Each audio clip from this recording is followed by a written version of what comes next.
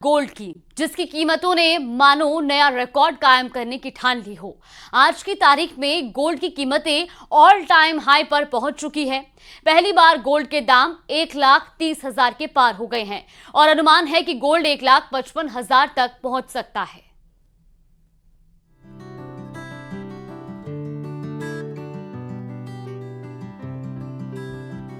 आज फिर गोल्ड के दाम में तेजी आई।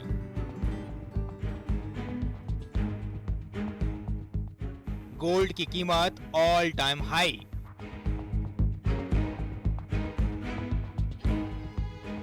गोल्ड में बहार, पहली बार 1,30,000 पार।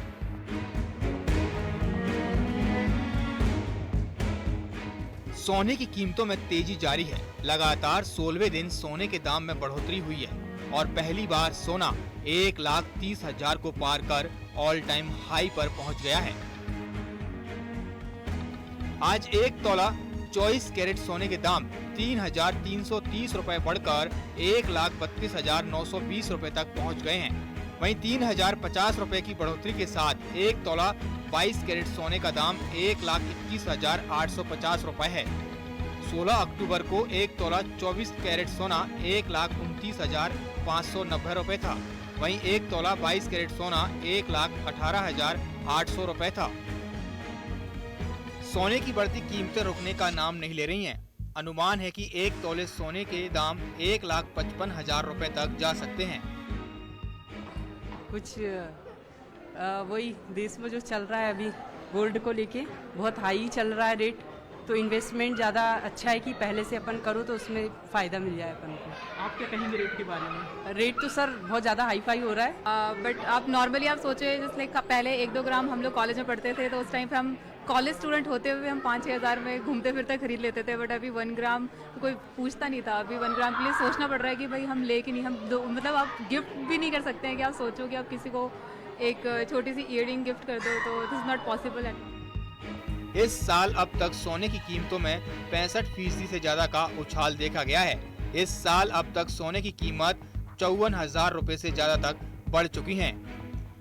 वो 3 कारण क्या हैं जिससे सोने में तेजी आई है, वो भी जान लीजिए। दिवाली, धनतेरस पर सोना खरीदना शुभ माना जाता है, जिससे सोने की डिमांड बढ़ जाती है। मिडिल ईस्ट में उथल पुथल और ट्रेड वॉर की चिंताओं के कारण निवेशक सोना खरीद रहे हैं। डॉलर पर निर्भरता कम करने के लिए दुनिया भर के बड़े बैंक अपने खजाने में सोने का हिस्सा लगातार बढ़ाते जा रहे हैं।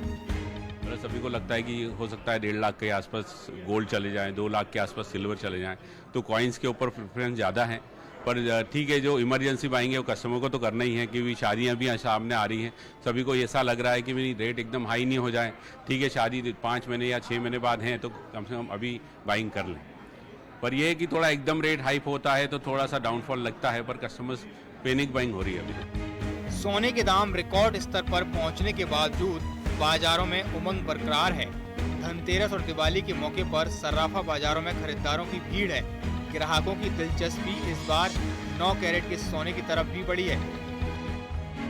सोना कारोबारियों के मुताबिक इस बार खरीदारों की प्राथमिकता इन्वेस्टमेंट और इस्तेमाल दोनों को लेकर बनी हुई है। कई लोग सोना और चांदी को सुरक्षित इन्वेस्टमेंट के तौर पर खरीद रहे हैं। हालांकि पिछले साल की तुलना में इस बार सोने की बिक्री में 5 से 10% तक की गिरावट जरूर दर्ज की जा रही है। ऐसी भी उम्मीद जताई जा रही है, दुकानदारों को उम्मीद है कि कल जरूर जो है कि ग्राहकी बढ़ेगी और बड़े पैमाने पर लोग घर से निकलेंगे और ज्वेलरी की खरीदी करेंगे।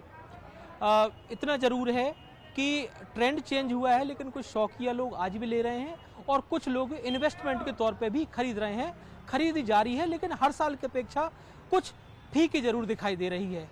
कैमरामैन दीपक के साथ शिवकांत, भोपाल।